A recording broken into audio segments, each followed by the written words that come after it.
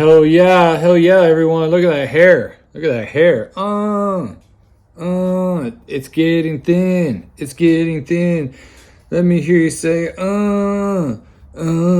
it's getting thin. It's getting thin.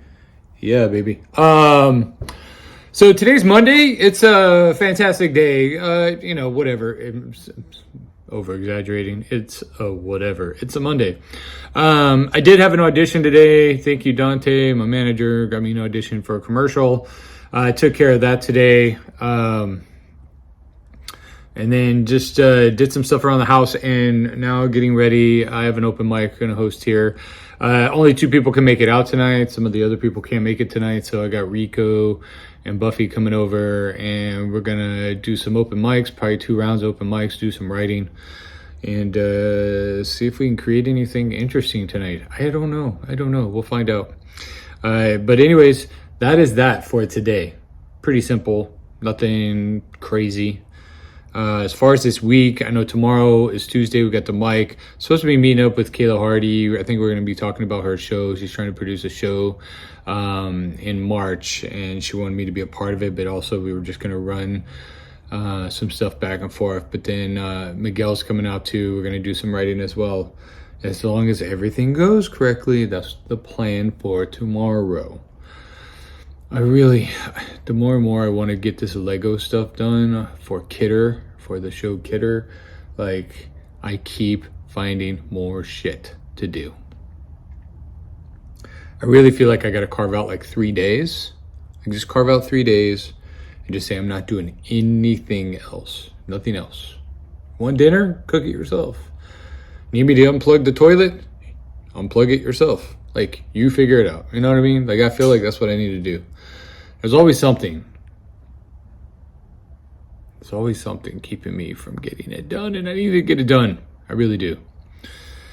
But anyways, I hope you guys are having a lovely day, lovely Monday. It just started raining again. Wow, we are so lucky to have so much water in the last 2 years here in LA. So excited for more. Oh, and then my buddy Jason started reaching out to getting us booked. Kind of like a 3-hour radius outside of Los Angeles, hitting up some different venues and whatnot. So we'll see what happens for April and May. See if we can get anything booked. That'd be pretty badass. Also asked him if he wanted to do like my YouTube podcast where I interview comedians. He said yes, so I'm probably going to interview him next week. But I got to finish editing this video with Miguel. That is the plan. Get it done. Whew, so much to do. A lot of people are like, oh, I don't want to get married because I like sex. I don't want to, if you're married people don't have sex. That's a false statement. Here's why. I think married people want to have sex, and I was thinking about this the other day. The problem is I don't want to have 2 a.m. sex. You know what I'm saying? Like, I don't want to have 1 a.m. sex. Like, married people want to have sex, but like when you're not married or you don't have children, and that really is, I think that's the factor, is the kid factor. When you don't have kids, you can have sex at 1 in the afternoon. No one gives a shit. You can have sex right after dinner, yay, and then go and watch Grey's Anatomy if you want. That doesn't matter. You know what I'm saying? When you're married, you have kids. When they're young, you still get to enjoy 9 p.m. sex, because they're in bed and you can go at it. But then they become teenagers, and they tend to stay up a little bit later. They become, they want to stay up till 10, 11, midnight. Then they got to get their project done. They're up till 1. And then you have 2 a.m. sex. And to be honest, dude, I got to get up at 6 a.m. and make peanut butter and jelly sandwiches. I just don't want to have sex at 2 in the morning knowing I got to get up at 6. You know what I'm saying? So, fuck anyone who says that married couples don't have sex. They do. Just strategically, you have to get a very big car with tinted windows, or do what my wife and I do and go for a lot of coffee runs. That's what we do.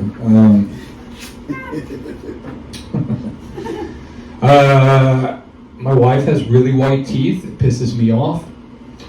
Here's what pisses me off. She's Filipina with extremely dark skin with really white teeth.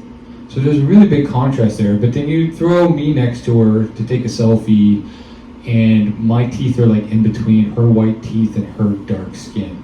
So I don't know. It's like I want to go somewhere with this where like I want to say my wife's teeth are so white they look like a rally or something. Like I don't know. I got to figure that out. But it's like I love photobombing people at Disneyland.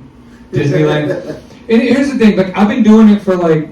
Let's see, my daughter's 16. I've been doing it for about 15 years now. Every time I go to Disneyland, I'm the guy who's like, hey, do you want me to get a photo of you? I'll get a photo. And I get their camera, I take a picture of me first, and then I take a picture of them. And I do it all the time. And then when you walk into the entrance of Disney, there's always like those 17 poor little like teenage kids with cameras who have to take photos of everyone. But I'm the guy who's running around like jumping in people's photos in the background. And I guarantee you I'm in probably like 15,000 photos across the globe if you went through everybody's picture albums.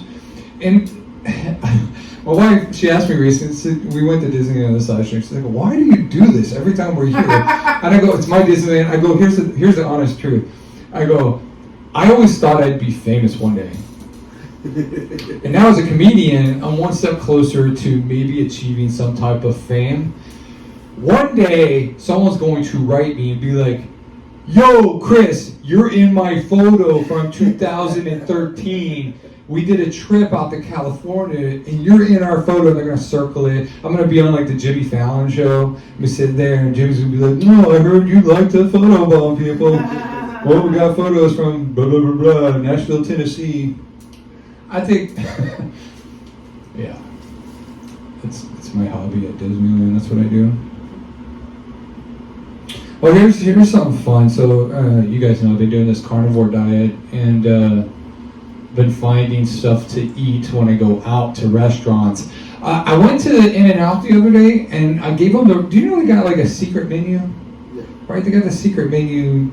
They don't tell you what it is. You just have to discover it. And so I was in line at like 11:30 at night with my wife. And there was this cute little girl out there taking orders. And rolled out my window, pulled up, and she was like, hi, sir, what would you like? And I was like, I'll take 2 naked sailors.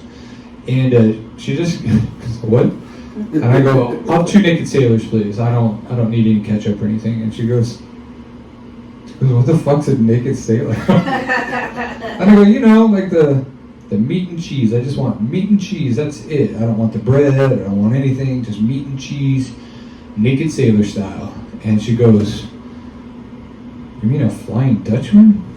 And I was like, what the fuck's a Flying Dutchman? I don't want a Flying Dutchman. I want to make it. No, she's. It's funny. A lot of people get up on stage and talk about camping. I don't want to camp. Like, I don't want to be out there with the bears and it's dirty and all that kind of shit. And I know like black people are always like, oh, that's a white person sport. You know what I mean? And it is. It really is. I love camping. And I'm very white. I'm about as white as they get. So. Oh my God! Did you hear that? Because you're right. Black people don't go camping. They do. No, but a lot of black comedians will get up on stage and talk about how fuck camping. Yeah. Oh, okay. Yeah. My wife, she's very dark Filipino, and she will not go camping.